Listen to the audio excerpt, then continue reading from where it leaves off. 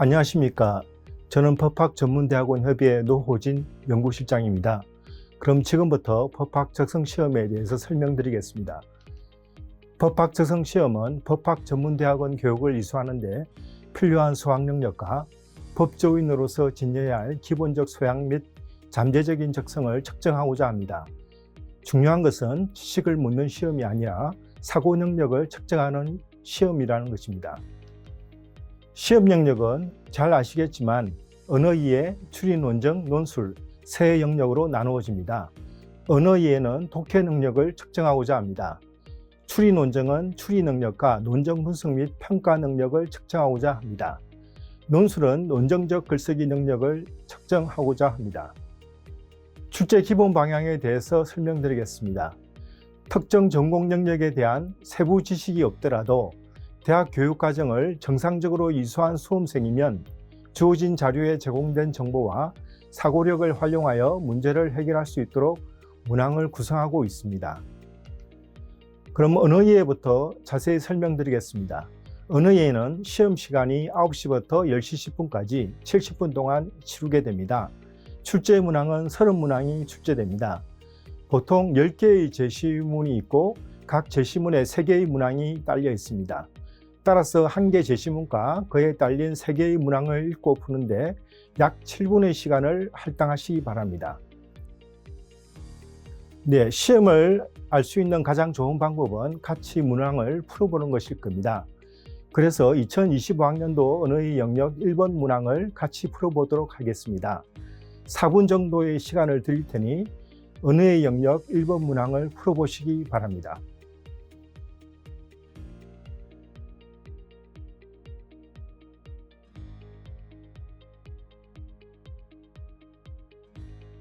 네, 잘 푸셨습니까? 이 문항은 난이도는 하입니다. 문항이 조금 쉬운 편이죠. 문항 유형은 정보의 확인과 재구성 유형입니다. 이거는 제시문에 나타난 정보를 정확히 파악하여 다른 표현으로 재구성할 수 있는 능력을 측정하는 문항 유형입니다. 자, 그러면은 첫째 문단부터 내용을 요약해 보겠습니다. 첫째 문단은 문학은 사회와 시대의 법인식, 정의관을 반영하며 감성적 호소력으로 법의 재개정에 영향을 미치기도 한다라는 내용이 나오고 있습니다.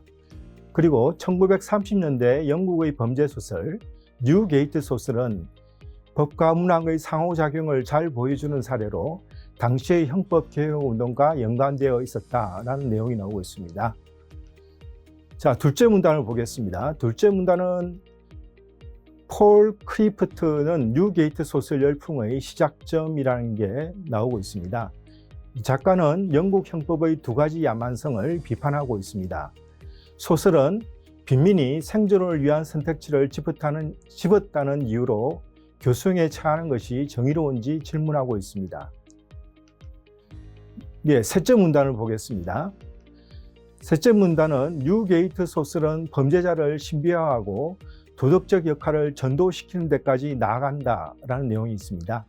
그래서 지배계급은 이런 전복적 설정에 대해 교수대에 낭비된 감수성이라며 강하게 비판하고 있습니다. 소설이 연극으로 제작되어 노동계급에까지 퍼지자 불온한 열광에 대한 우려는 총폭된다. 이런 내용이 나오고 있습니다.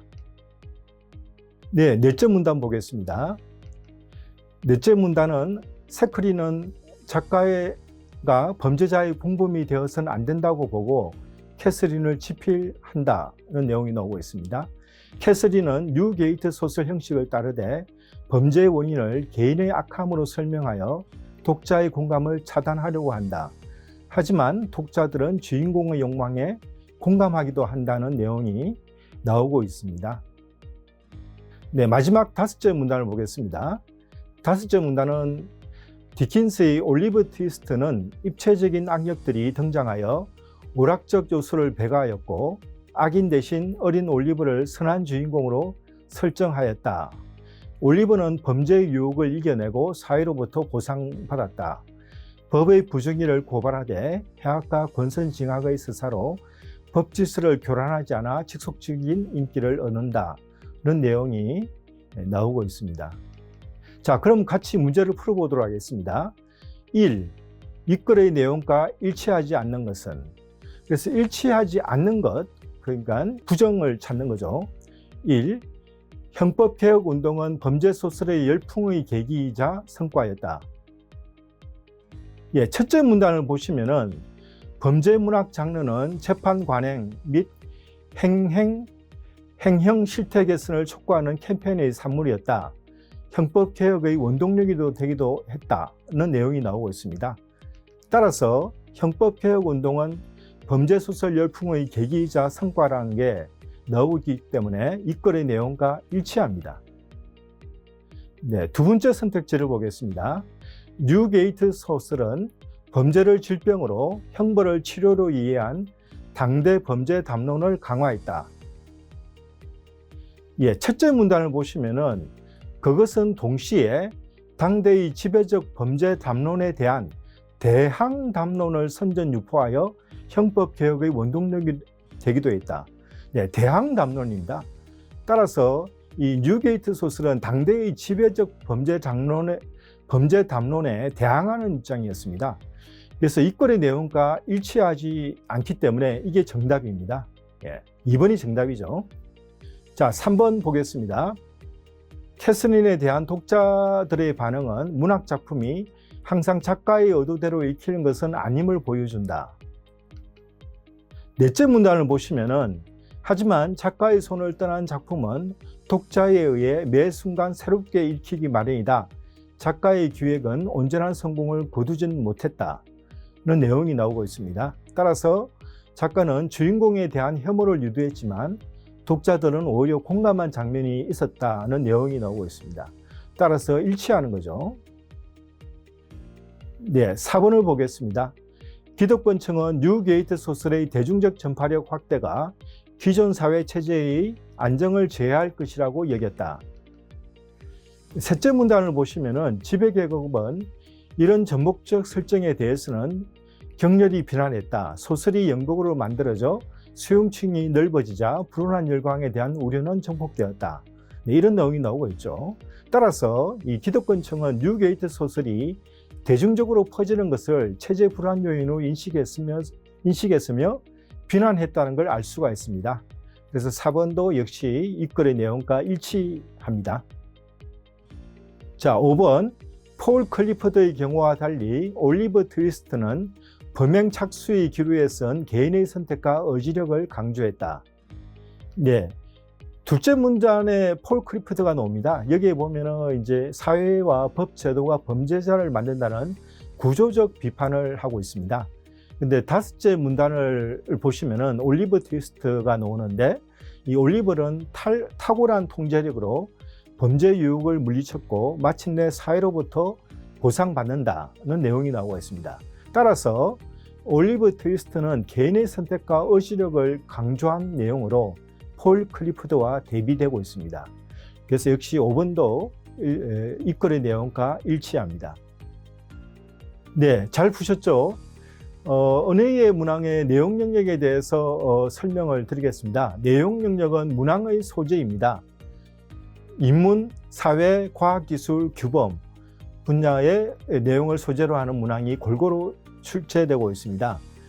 근데 분야가 학문 분야라고 해서 지식을 묻는 것은 아니라 독해 능력을 측정하고자 합니다. 문학 유형에 대해서 살펴보겠습니다. 언어예는 4개의 문학 유형으로 나눌 수가 있는데요. 주제, 구조, 관점 파악, 정보의 확인과 재구성, 정보의 추론과 해석, 정보의 평가와 적용, 4가지 유형으로 나눌 수가 있습니다. 주제, 구조, 관점 파악은 말 그대로 제시문의 주제, 구조, 관점을 파악하는 능력을 측정하고자 합니다. 정보의 확인과 재구성은 제시문에 나타난 정보 및 정보의 관계를 정확히 파악하여 다른 표현으로 재구성할 수 있는 능력을 측정하고자 합니다. 정보의 추론과 해석은 제시문의 정보로부터 새로운 정보를 추론할 수 있는 능력을 측정하고자 합니다. 그리고 맥락을 고려한 해석을 통해서 정보가 가지는 적합한 의미를 밝힐 수 있는 능력을 측정하고자 합니다. 정보의 평가와 적용은 제시문에 주어진 논쟁이나 설명의 타당성을 평가할 수 있는 능력을 측정하고자 합니다. 그리고 제시문에 소개된 원리를 새로운 사례나 상황에 적용할 수 있는 능력을 측정하고자 합니다. 그런데 이 문학 유형은 다양하지만 결국 제시문의 내용을 정확하게 이해하면 모두 풀릴 수 있는 문제로 언어의 영역이 구성되어 있습니다. 자, 그럼 추리 논증 영역에 대해서 설명드리겠습니다. 시험 시간은 10시 45분부터 12시 50분까지 2시간 5분 동안 시험을 치게 됩니다. 상당히 긴 시간이기 때문에 체력이 요구됩니다. 출제 문항은 사심 문항이 출제되고요. 추리와 논증 문항으로 구성되어 있습니다. 한 문항당 약 3분 8초 정도의 문제를 푸시는 것이 좋을 것 같습니다. 자, 추리 논증 영역은 추리와 논증 문항으로 나누어져 있는데요. 이 추리의 일상적 의미를 설명드리겠습니다. 추리는 주어진 정보로부터 새로운 정보를 이끌어내는 심적 과정을 의미합니다. 예를 들어 보면은 X는 변호사이거나 아나운서이다. 모든 아나운서는 붉은색 넥타이를 착용한다. X는 푸른색 넥타이를 착용한다. 이 세 개의 전제가 주어졌다고 합시다. 그러면 2번, 3번으로부터 X는 아나운서가 아니다를 추론할 수가 있습니다. 그리고 1번과 4번으로부터 X는 변호사이다를 추론할 수가 있죠. 그래서 이렇게 단계를 밟아서 새로운 정보를 이끌어내는 그런 것이 추리의 일상적 의미인데요. 우리 추리 논증 과목의 추리 문항은 주어진 정보로부터 새로운 정보를 이끌어내는 능력을 측정하고자 합니다.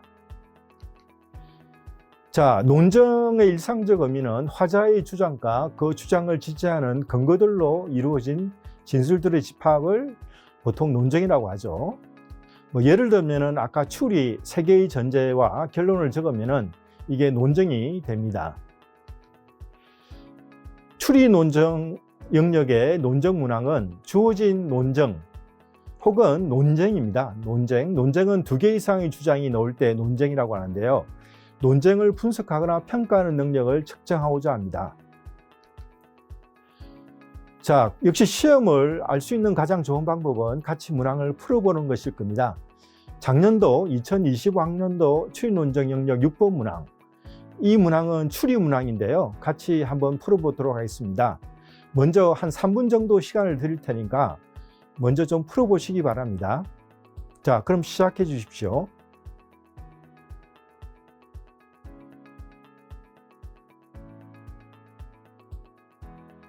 네, 잘 푸셨습니까? 이 문항의 난이도는 중간 정도의 난이도를 가지고 있습니다. 문항 유형은 언어 추리, 함축 및 귀결 유형입니다. 텍스트의 내용을 정확히 이해하여 함축 및 귀결을 올바로 이끌어낼 수 있는 능력을 평가하는 문항 유형입니다. 네, 그럼 첫째 문단부터 설명을 드리겠습니다. 첫째 문단의 내용은 의료인이 주의 의무를 다하지 못하여 사고가 발생했을 때는 배상 책임을 진다는 겁니다. 의료인이 주의 의무를 다했으나 불가항력으로 사고가 발생할 때는 의료인은 배상 책임이 없다는 내용이 나오고 있습니다.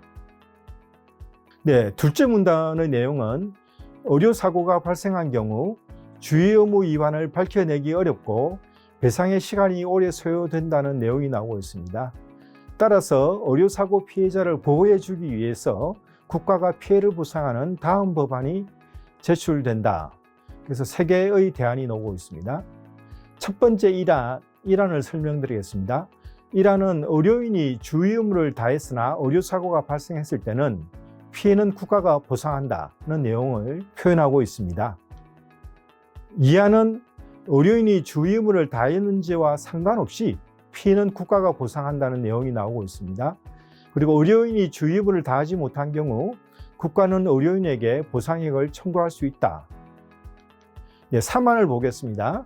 3안은 의료인이 주의 의무를 다하지 못했을 때 피해는 국가가 보상한다는 겁니다. 국가는 보상 후 의료인에게 보상액을 청구할 수 있다고 합니다. 네, 각각 1안, 2안, 3안이 조금씩 다르죠. 자, 그러면 선택지 보기를 보도록 하겠습니다. 자, 보기 기억. 의료인이 주의 의무를 다하였으나 불가항력으로 인하여 의료사고가 발생한 경우에는 1안에 따르든 2안에 따르든 환자는 국가로부터 피해 보상을 받을 수 있다. 네, 1화는 주의의무를 다하였으나 사고가 발생한 경우는 국가가 보상한다는 겁니다. 2화는 주의의무를 다했는지와 상관없이 국가가 보상한다는 거죠. 따라서 옳은 추론입니다. 자, 니은을 보겠습니다. 의료인이 주의의무를 다하지 못하여 의료사고가 발생한 경우에는 2안에 따르든 3안에 따르든 환자는 국가로부터 피해 보상을 받을 수 있다.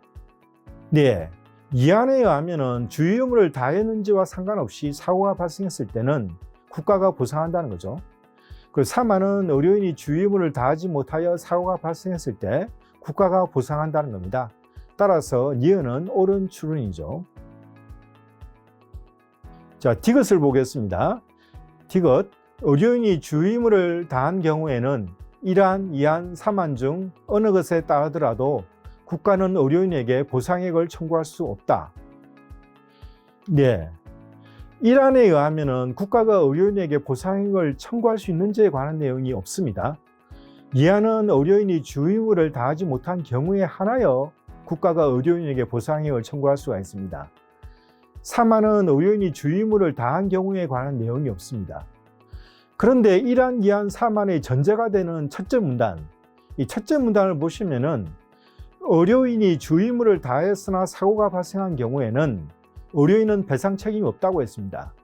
따라서 결국 첫째 문단의 내용에 의해서 의료인이 주의의무를 다한 경우 국가는 의료인에게 보상액을 청구할 수 없습니다. 왜냐하면 의료인은 배상 책임이 없기 때문에. 네, 그래서 디귿도 옳은 추론입니다. 기역, 니은, 디귿 모두 옳은 추론이므로 정답은 5번입니다. 네, 그러면 이제 추리 문항을 풀어봤으니까 논적 문항도 한번 같이 풀어보도록 하겠습니다. 작년도, 역시 이제 작년도 28번 문항입니다. 자, 역시 한 3분 정도의 시간을 드릴 테니 한번 풀어보시기 바랍니다.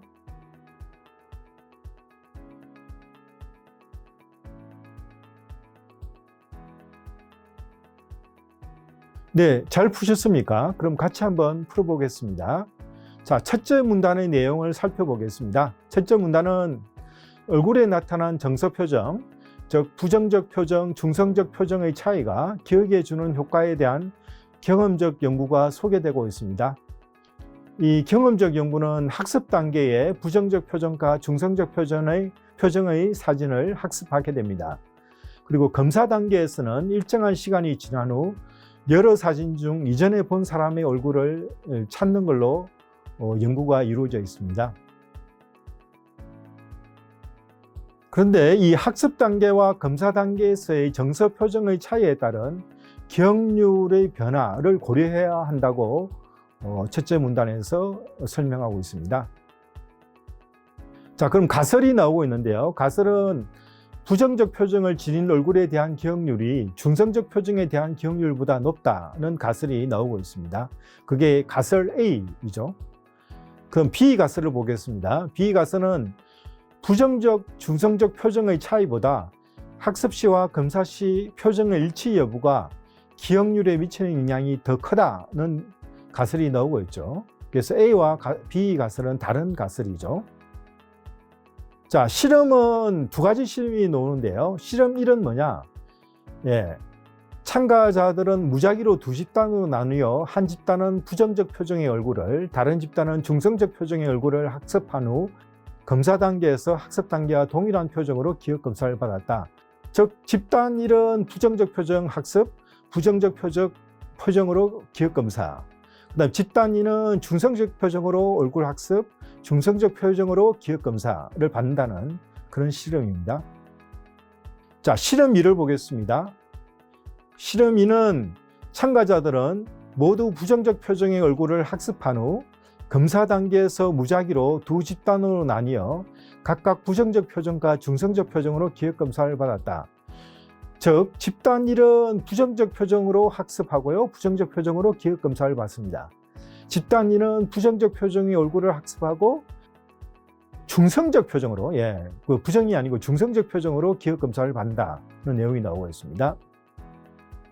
자, 그럼 보기의 기억, 니은, 디귿이 옳은지 틀린지 보도록 하겠습니다. 실험 1의 결과 두 집단의 기억률이 유사하다면 A는 약화된다. 예. 실험 1은 집단 1은 부정적 표정으로 학습하고 부정적 표정으로 기억 검사를 받는 거죠. 집단 2는 중성적 표정으로 학습하고 중성적 표정으로 기억 검사를 받는 겁니다. 그런데 이 A에 의하면은 A라는 게 사실은 부정적 표정의 얼굴에 대한 기억률이 더 높다고 했으니까 집단 1의 기억률과 집단 1의 기억률이 집단 2의 기억률보다 높아야 됩니다. 따라서 두 집단의 기억률이 유사하다고 했으므로 A는 약화된다고 할 수가 있습니다. 자, 니은을 보겠습니다. 실험 2의 결과 두 집단의 기억률이 유사하다면 A는 약화된다. 네, 실험 2는 집단 1은 부정적 표정, 부정적 표정. 집단 2는 부정적 표정, 학습, 중성적 표정, 기억 검사 이렇게 되어 있죠. 그런데 문제는 뭐냐면은 이 실험은 오직 부정적 표정의 얼굴만 학습했습니다. 그래서 부정적 표정 얼굴 기억률이 중성적 표정 얼굴 기억률보다 높다는 A와 관련이 없는 거죠. 예, 중성적 표정 얼굴 학습이 없었기 때문에 역시 우리가 무관하다고 할 수가 있습니다. 따라서 니은은 틀린 진술이죠. 네, 그럼 디귿을 보겠습니다. 실험 1의 결과 두 집단의 기억률이 유사하고 실험 2의 결과 검사 시 부정적 표정을 본 집단의 기억률이 검사 시 중성적 표정을 본 집단의 기억률보다 높다면 B는 강화된다. 네, 실험 1을 보시면은 실험 1의 결과 두 집단의 기억률이 유사하다는 것은 결국 부정적, 중성적 표정에 따른 차이가 없다는 것을 의미합니다. 실험 2의 결과 검사 시 부정적 표정을 본 집단의 기억률이 검사 시 중성적 표정을 본 집단의 기억률보다 높다는 것은 학습 시와 검사 시 표정의 일치 여부가 기억률에 영향을 미친다는 것을 의미합니다. 따라서 이 실험 결과는 부정적, 중성적 표정의 차이보다 학습 시와 검사 시의 표정의 일치 여부가 기억률에 미치는 영향이 더 크다는 B를 강화하게 됩니다. 그래서 디귿도 옳은 평가입니다. 보기의 기억 디귿만이 옳은 평가이므로 정답은 3이 됩니다. 자, 추리 논적 영역의 시험 문항, 금방 시험 문항을 보셨고요. 이 문항은 난이도는 중간 정도의 난이도입니다. 문항 유형은 논증평가 및 문제 해결, 강화 또는 약화 문항입니다. 강화 또는 약화 문항은 새로운 증거나 정보에 의해 가설이나 이론이 강화 또는 약화되는지 평가하는 능력을 측정하는 문항입니다. 가설의 약화에 대해서 일반적으로 이 다음 사실이 성립합니다. 가설 H가 참인 경우 증거 E가 거짓이라는 것이 예상될 때 E는 H를 약화한다 라고 할 수 있습니다. 예를 들면 가설 A가 부정적 표정을 지닌 얼굴에 대한 기억률이 중성적 표정에 대한 기억률보다 높다는 가설이라고 합시다. 증거 2원은 실험 1에서 두 집단의 기억률이 유사하다고 합시다. 그러면 가설 A가 참이라면 증거 2원이 거짓이라는 것이 예상됩니다. 따라서 증거 2원은 가설 A를 약화한다고 말할 수가 있습니다.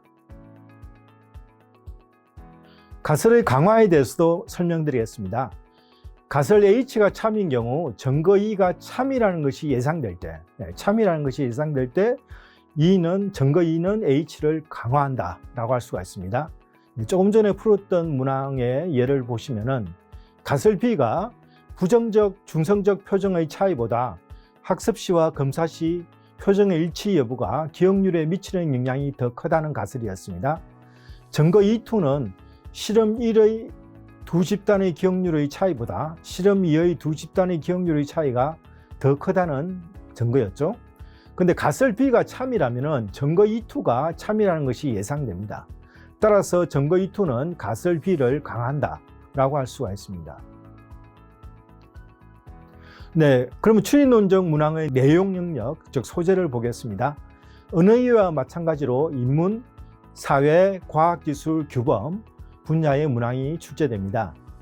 그런데 추리 논증에서는 수험생의 순수한 추리 능력을 측정하기 위해서 논리게임이나 수리치료와 같은 문항이 출제되고 있습니다.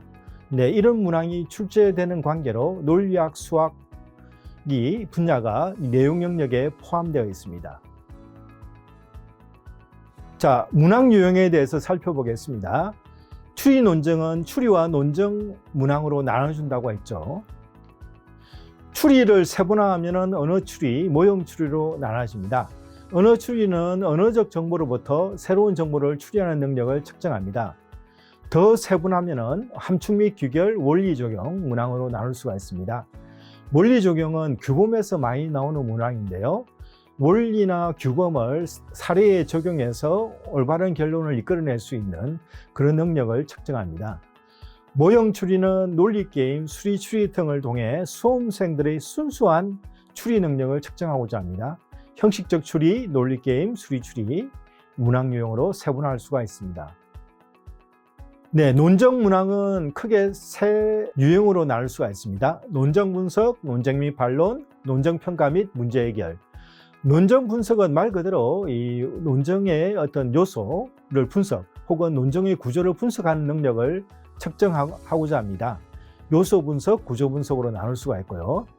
논쟁 및 반론은 2개 이상의 주장이 나오는 논쟁, 이 논쟁을 분석 및 평가하거나 논정의 반론을 구성하는 능력을 측정하고자 합니다. 논정 평가 및 문제 해결은 논정의 적절성을 평가하는 능력 혹은 새로운 증거가 논정을 강화 또는 약화하는지 판단하는 능력, 문제 해결 능력을 측정하고자 합니다. 즉 논정 평가, 강화 또는 약화, 문제 해결 세분화할 수가 있죠. 자, 마지막으로 논술 영역에 대해서 설명드리겠습니다. 논술 영역은 분석적, 종합적 사고력과 논정적 글쓰기 능력을 측정하고자 합니다. 시험 시간은 오후 2시부터 3시 50분까지 110분 동안 치게 됩니다. 두 문항이 출제되니까 한 55분씩 할당해서 시험을 쳐야 되겠죠. 일단 2025학년도 시험 기준으로 설명을 드리면 1번 문항은 900자에서 1200자를 쓰시고 시험 점수는 50점이 할당되어 있습니다. 2번 문항은 900자에서 1200자 역시 50점이 할당되어 있습니다. 참고로 한글 문서에서 글자를 빽빽하게 입력할 경우 한 페이지에 약 1700자 정도가 입력됩니다. 자, 논술 시험 영역은 문항 유형은 사례형이 출제됩니다. 2개 문항 모두 사례형으로 출제되는데요.